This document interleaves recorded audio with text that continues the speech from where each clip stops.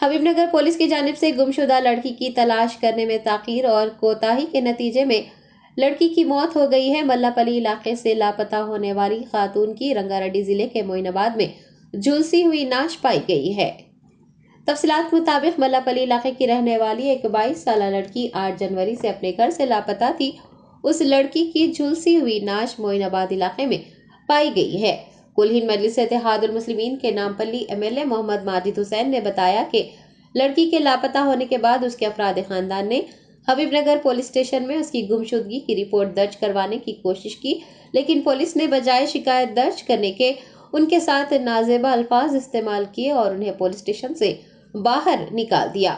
माजिद हुसैन ने बताया कि हबीबनगर एसएचओ ने 4 दिन गुजरने के बावजूद भी शिकायत दर्ज नहीं की है और माजी में भी हबीबनगर पुलिस स्टेशन के अमले की जानिब से लापरवाही बरतने के वाकयात पेश आ चुके हैं।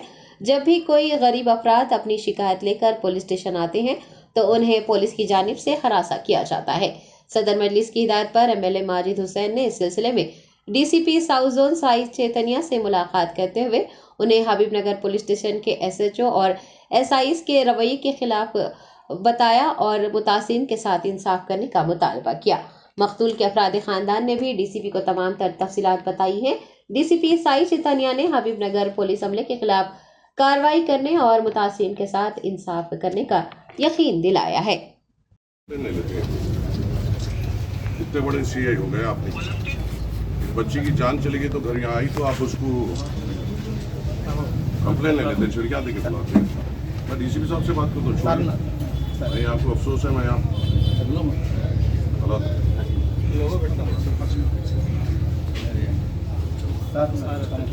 हाँ बात करें, उनसे बात कर लें।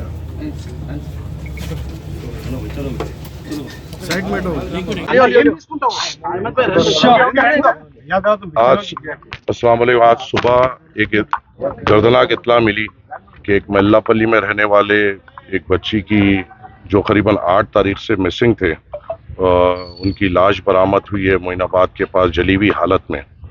और जब उसकी तहकीकात किया गया तो वो एक घराना निकला मल्लापल्ली हल्के का। और जब पूरी तफ्तीश की गई तो इसमें ये मालूम हुआ कि ये बच्ची करीबन 8 तारीख से मिसिंग थी और 8 तारीख के बाद मिसिंग होने के बाद उसके अफराज ख़ानदान ने हबीबनगर पीएस में रहकर यहाँ पे कंप्लेन दर्ज कराने की कोशिश की कि उनकी बहन और उनकी बेटी यहाँ पे लापता है, मगर कंप्लेन दर्ज नहीं किया गया और उस बगैर दर्ज किए हुए अफराज ख़ानदान को यहाँ पर गैर गलत बातें कर और ढकल कर यहाँ से बढ़ा दिया गया।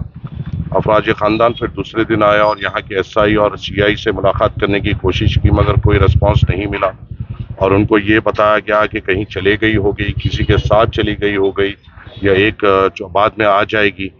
और आज जब मालूम हुआ कि ये इंतकाल हो चुका है ऐसे दर्दनाक तरीके से, तो ये इस बात पे ताज्जुब था कि आज 12 तारीख है, 8 तारीख से बच्ची मिसिंग है और आज तक भी हबीबनगर पीएस के एसएचओ ने कंप्लेन दर्ज नहीं की अपनी लापरवाही की वजह से।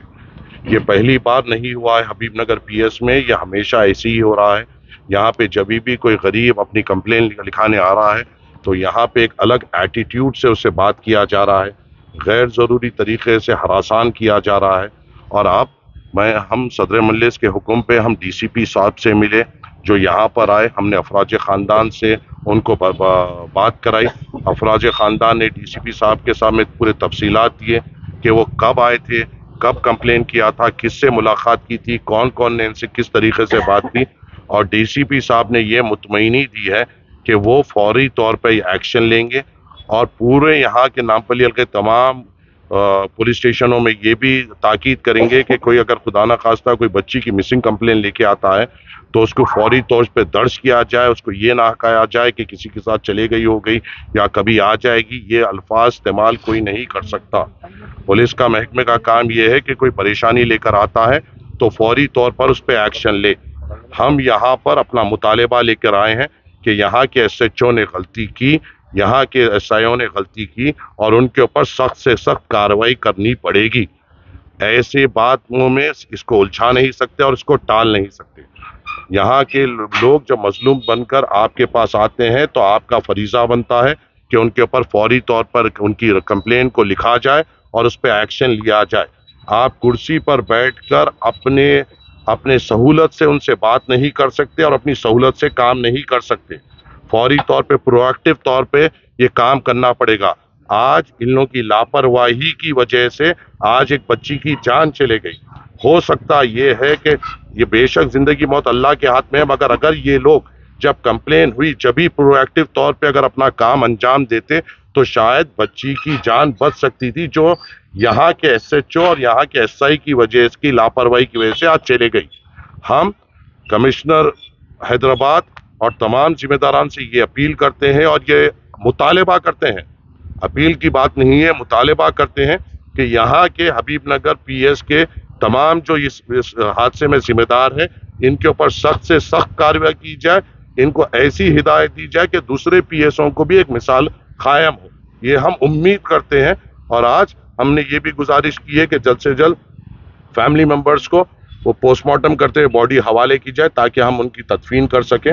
मगर इस चीज़ को सीरियस तौर पे कमिश्नर ऑफ पुलिस को लेना पड़ेगा और इस पे सख्त से सख्त कार्रवाई करनी पड़ेगी। तो एफआईआर बुक कर रहे हैं, एफआईआर क्या सेक्शन के तहत बुक करते हैं सर? अब पूरे तफसीलात अभी देंगे, अभी तो जगह है नींद में से, अभी तक तो सो रहे हैं। पूरे तफसीलात अब ये जब हम आके यहाँ पे मुतालबा किया, सुबह तक भी इन लोगों को समझा रहे थे।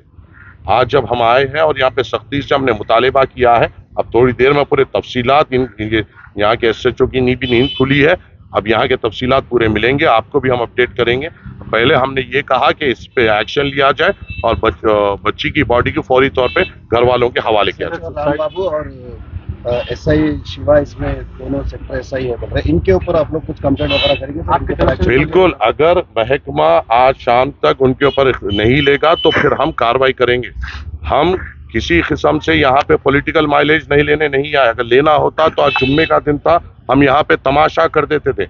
हमारा मुतालबा ये है कि इनसे हम उम्मीद रख रहे हैं कि यहाँ पे ये सख्त से सख्त कार्रवाई करेंगे और इसके ऊपर सख्त एक्शन लेंगे और एक्शन लेके इनको बताना पड़ेगा। पुलिस की जानिब से ये केस को सुसाइड केस बताया जा रहा है, तो इसके लिए मैं आपके सेक्शंस के लिए अभी हमारी ये उम्मीद है, जो हमने ये बात की है, अभी पोस्टमार्टम होना बाकी है, तो पोस्टमार्टम में अब यहाँ पे जो बताया जा रहा है कि बच्ची ने अपने आप को जला लिया, यहाँ पर पोस्टमार्टम के बाद ही पता चलेगा कि क्या हुआ उस बच्ची के साथ और उसके बाद ही एफआईआर सही तौर पे दर्ज की जाएगी। Thank you.